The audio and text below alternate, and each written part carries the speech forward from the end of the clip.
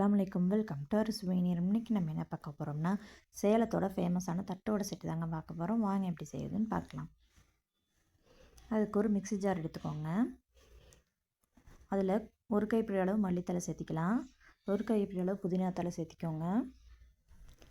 காரத்துக்கு தகுந்த மாதிரி பச்சை மிளகா சேர்த்திக்கலாம். 2 பல் பூண்டு, ஒரு அரை லெமன் பழத்தை வந்து புழிஞ்சு விட்டுக்கலாம். இப்போ இதுக்கு தேவையான உப்பு போட்டு கொஞ்சமாக தண்ணி ஊற்றி பேஸ்ட்டாக இந்த மாதிரி அரைச்சி எடுத்துக்கோங்க. க்ரீன் சட்னி வந்து ரெடி ஆயிடுச்சு. ரெட் சட்னிக்கு ஒரு பேனில் எண்ணெய் ஊற்றி 2 பல் பூண்டு, ஒரு பெரிய வெங்காயம், ஒரு தக்காளி வந்து சேர்த்திக்கலாம். இது கூட ஒரு கொஞ்சமாக புளி வந்து சேர்த்திக்கோங்க. இப்போ இதெல்லாம் வணங்கிடுச்சு. இது கூட ஒரு ஸ்பூன் மிளகாத்தூள் சேர்த்தி அடுப்பு அணைச்சிருங்க. இப்போ இது ஒரு பக்கம் இருக்கட்டும், அது ஆறட்டும். இப்போ ஒரு தட்டைக்கு மாவு வந்து ரெடி பண்ணிக்கலாம். அதுக்கு வந்து 1 கப் அரிசி மாவு, 1/4 கப் பொட்டுக்கடலை மாவு, 1 ஸ்பூன் மிளகாத்தூள், தேவையான அளவு உப்பு, கொஞ்சமாக பெருங்காயத்தூள் போட்டு சுடுதண்ணி ஊற்றி கொஞ்சமாக சுடுதண்ணி ஊற்றி இந்த மாதிரி பிசைஞ்சு எடுத்துக்கோங்க. மாவு இந்த அளவுக்கு நல்லா சாஃப்டாக இருக்கணும், அப்போ தான் நல்லா வரும். இப்போ நான் வந்து பட்டர் பேப்பர் எடுத்திருக்கேன். அதில் ஒரு சின்ன உருண்டை எடுத்துக்கலாம். உருண்டை எடுத்து இந்த மாதிரி ஒரு கிண்ணம் எடுத்துக்கோங்க. மேலே பட்டர் பேப்பர் வச்சு இந்த மாதிரி வந்து ப்ரெஸ் பண்ணி விடுங்க. ப்ரெஸ் பண்ணி விட்டால் அழகாக வந்து இந்த மாதிரி வரும். இப்போது ஒரு பாட்டில் மூடி, ஏதாவது பெரிய பாட்டில் மூடியாக எடுத்துக்கோங்க. இந்த மாதிரி மூடி எடுத்து இந்த மாதிரி ப்ரெஸ் பண்ணிவிட்டு ஓரத்தில் இருக்கிறதில் எடுத்துக்கோங்க. இப்போ வந்து நமக்கு நல்லா ரவுண்ட் ஷேப் வந்து கிடச்சிரும்.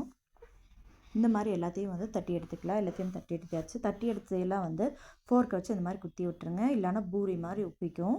நமக்கு வந்து பூரி மாதிரி உப்பணுங்கிற அவசியம் இல்லை. இது வந்து பொரிச்சு எடுத்துக்கலாம்.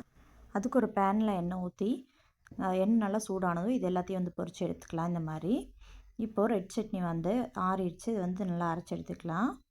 அரைச்சி எடுத்தாச்சு. உப்பு போட்டு நல்லா இந்த அளவுக்கு அரைச்சி எடுத்தாச்சு. ரெட் சட்னி வந்து ரெடி ஆயிடுச்சு. நான் வந்து கேரட்டு, பீட்ரூட் 2த்தையும் வந்து இந்த மாதிரி துருவி எடுத்துக்கோங்க. பெரிய வெங்காயம் நல்லா பொடியாக கட் பண்ணி, கொத்தமல்லி தழையை பொடியாக கட் பண்ணி எல்லாம் ஒன்று சேர வந்து கலந்து விட்டுக்கோங்க. இப்போ வந்து அரேஞ்ச் பண்ணிக்கலாம். இந்த மாதிரி தட்டையை வந்து ஃபஸ்ட்டு வச்சுக்கலாம். தட்டைக்கு மேலே க்ரீன் சட்னி வந்து சேர்த்திக்கலாம். அதுக்கு மேலே நம்ம வந்து கலந்து வச்சுருந்தோம் இல்லையா வெஜிடபிள்ஸ், அதையும் சேர்த்தி மேலே ரெட் சட்னி சேர்த்தி ஒரு தட்டையை வச்சு மூடி வைங்க. அவ்வளோதான், ரெடி ஆயிடுச்சு. இந்த மாதிரி நீங்களும் ட்ரை பண்ணி பார்த்துட்டு எப்படி இருந்துச்சுன்னு சொல்லுங்கள். அறுசுவை நேரம் சேனலை சப்ஸ்கிரைப் பண்ணாதவங்க மறக்காமல் சப்ஸ்கிரைப் பண்ணிக்கோங்க. அப்போ தான் எனக்கு கொஞ்சம் மோட்டிவேஷனாக இருக்கும். பக்கத்தில் இருக்க பெல் ஐக்கானே ப்ரெஸ் பண்ணி விட்டுக்கோங்க. தேங்க்ஸ் ஃபார் வாட்சிங்.